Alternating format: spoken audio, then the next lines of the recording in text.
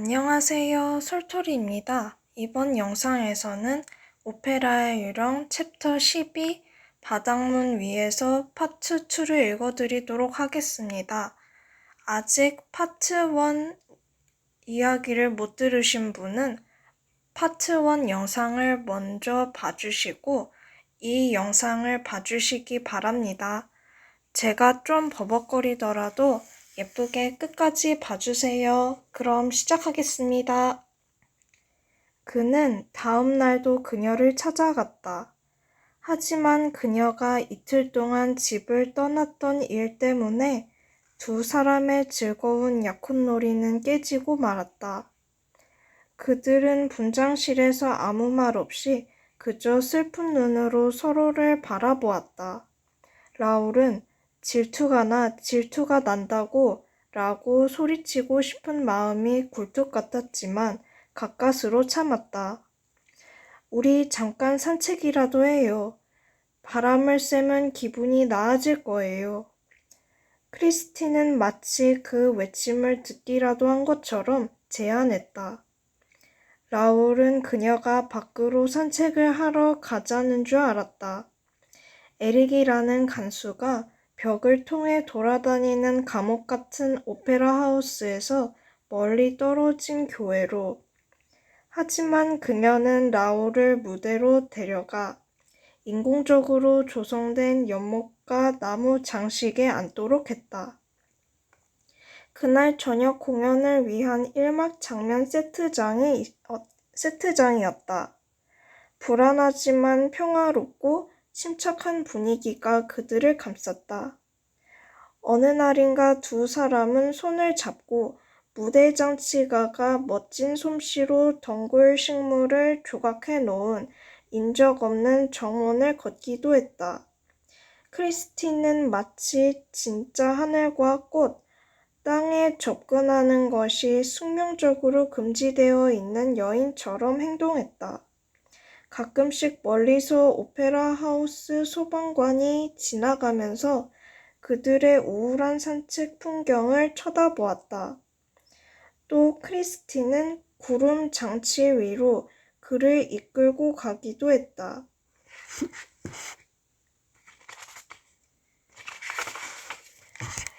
그곳에는 격자판이 어지러운 모양으로 설치되어 있었는데 그녀는 아슬아슬한 다리 위를 뛰어다니면서 그를 놀라게 했다. 숲처럼 총총 들어선 활대와 기둥 속에 무수한 밧줄이 도르래와 권양기, 롤러에 연결되어 있었다. 라울이 망설이면 그는 사랑스러운 입술을 내밀며 이렇게 말했다. 곧 항해를 떠날 선원이 뭘 망설여요. 그리고 두 사람은 육지로 돌아왔다.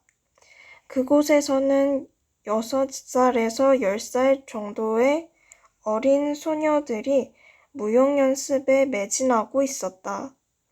그들은 언젠가 훌륭한 무용수가 되어 화려한 스포트라이트를 받는 주인공이 되어 보겠다는 꿈을 꾸며 힘든 연습도 마다치 않았다.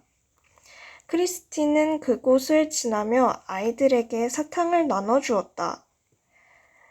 그녀는 의상실과 소도구실을 비롯해 지상에서 지붕 꼭대기까지 17층에 이르는 자신의 거대한 왕국으로 그를 데려갔다.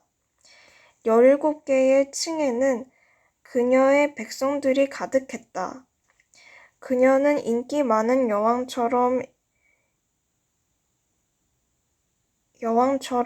일하는 백성들을 격려해 주기도 했고 창고에 잠시 앉아 있기도 했고 주인공의 의상을 어떻게 만들까 고민하는 이들에게 조언도 해주었다.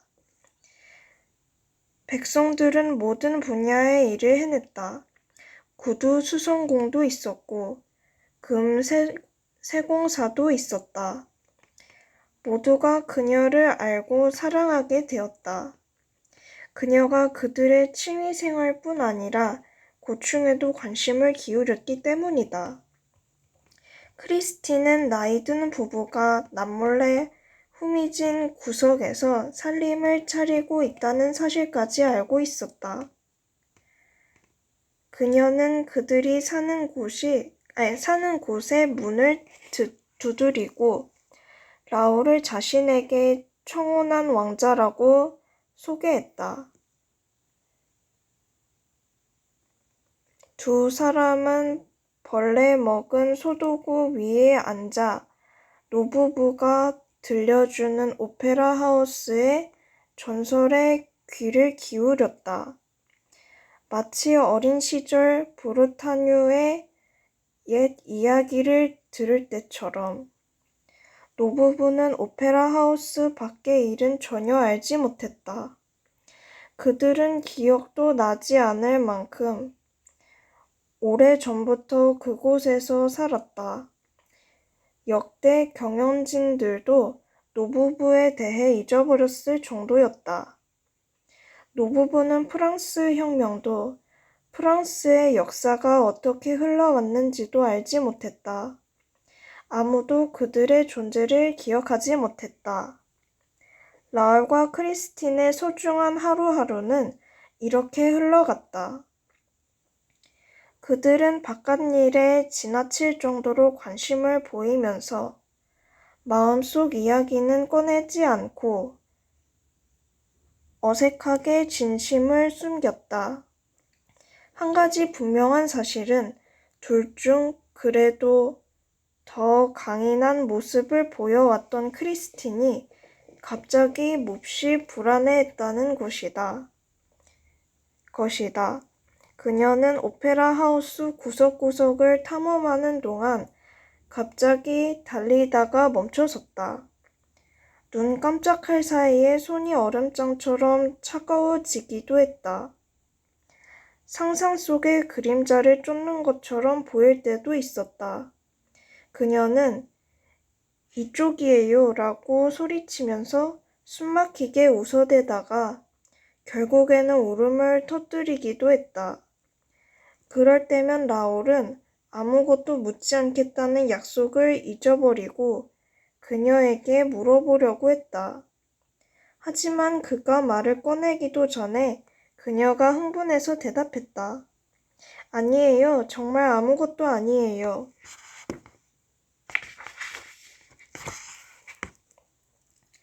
한 번은 두 사람이 지나가는데 무대의 바닥문이 열려있는 모습이 눈에 띄었다. 라울이 멈춰서서 어두운 바닥을 들여다보았다. 크리스틴, 당신의 왕국 중에서 지상은 전부 보았어. 지하에도 신기한 이야기가 많이 전해져 내려오겠지. 내려가 볼까?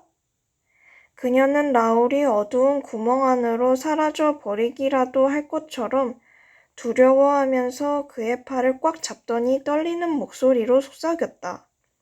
안 돼요. 지하에는 내려가지 않을 거예요. 거기는 내 왕국이 아니에요. 지하는 전부 그의 세상이에요.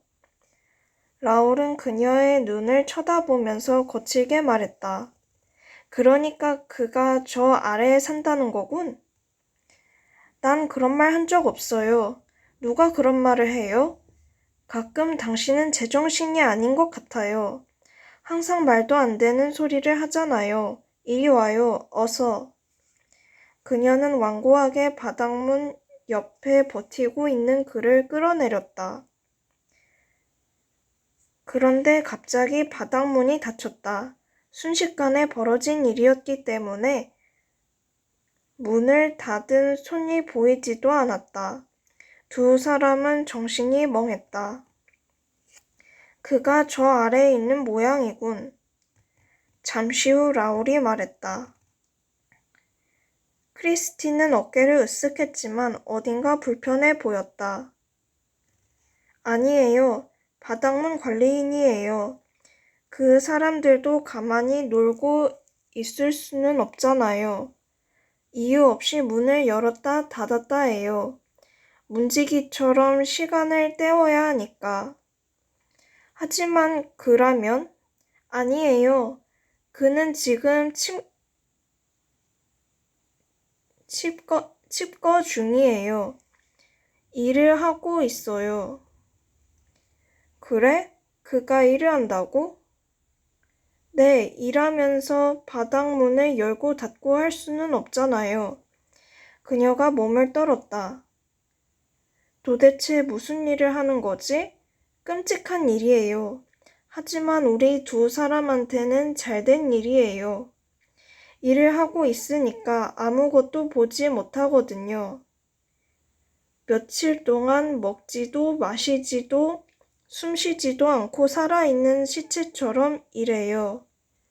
바닥문으로 장난칠 시간이 없어요. 그녀는 또다시 몸을 떨었다. 여전히 라울의 팔을 붙잡고 있었다. 그녀는 한숨을 내쉬더니 말했다. 만약 그였다면 어떻게 하죠? 그가 두려운가?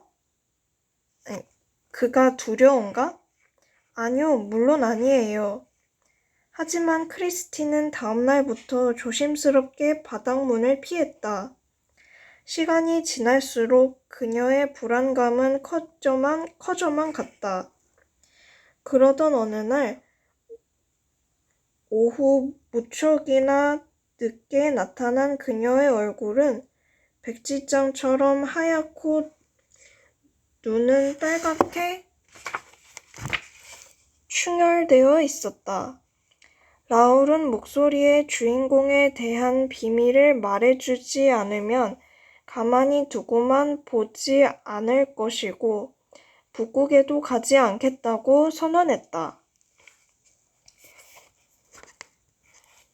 쉿, 제발 조용히 해요. 그가 들으면 큰일 나요. 크리스틴은 불안한 눈빛으로 주변을 살폈다. 크리스틴, 내가 그에게서 벗어나도록 해주겠어. 다시는 당신이 그를 생각하지 않도록. 정말 그럴 수 있어요? 그녀는 의심스러웠지만 그 말에 용기를 얻었다. 바닥문에서 멀리 떨어진 오페라 하우스에서 가장 높은 층으로 라울을 데리고 갔다. 그가 찾을 수 없도록 아무도 모르는 곳에 당신을 숨겨놓겠어. 그러면 당신은 안전할 거야. 당신이 절대로 결혼하지 않겠다고 했으니 그러고 나서 난 떠나겠어. 크리스티는 라울의 손을 잡더니 엄청난 힘으로 꽉 눌렀다. 하지만 갑자기 또다시 겁에 질려 고개를 돌렸다. 더 높이요. 그녀는 이렇게 말하고 라울을 아예 오페라 하우스 지붕으로 이끌고 갔다. 라울은 그녀를 따라가기가 힘들었다. 잠시 후 그들은 목재가 미로처럼 얽힌 높은 지붕 아래에 도착했다. 그들은 석가래와 장선 사이를 미끄러지듯 지나갔다. 숲속에서 나무 사이로 달리듯 대들보 사이를 달려갔다. 크리스티는 조심스럽게 계속 뒤돌아보았지만 뒤에서 따라오는 그림자를 보지는 못했다. 그 그림자는 마치 그녀의 그림자처럼 그녀가 멈추면 멈추고 다시 움직이면 움직였다. 아무런 소리도 내지 않았다. 라울도 그 그림자를 보지 못했다. 크리스틴을 따라가느라 뒤쪽에는 전혀 관심을 두지 않았던 것이다. 끝까지 들어주셔서 감사합니다. 그럼 다음 이야기로 봐요. 안녕.